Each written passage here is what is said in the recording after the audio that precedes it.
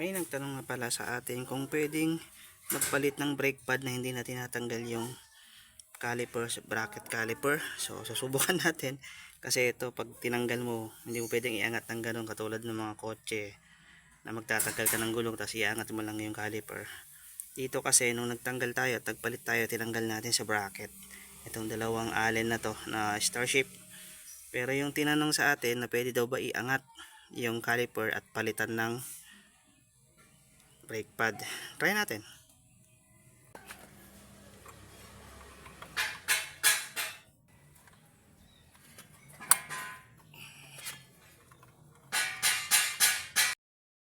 So hindi po uubra na iangat mo lang yung caliper. Ayan, babangga na siya dyan sa mags.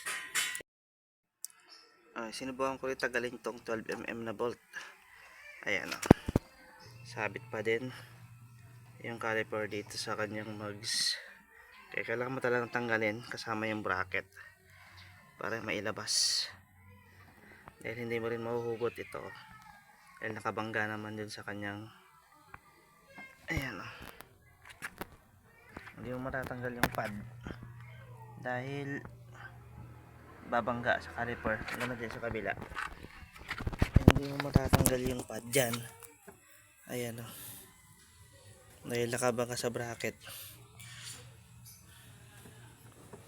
Kailangan mo talagang tanggalin yung buong caliper at bracket para mas maganda yung access mo. Balik na natin. Kaya kailangan mo talagang tanggalin itong buong caliper, yung dalawang allen screw na to na size ayan o, T40 na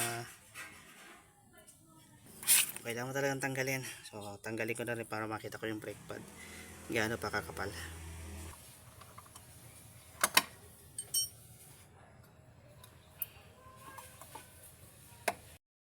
So ito na nga po, pag matanggal mo yung caliper, bracket, tatanggalin mo naman tong 12mm na allen na to, na tornilyo na to, para may angat tong caliper mismo sa bracket at matanggal tong dalawang pad para mapalitan.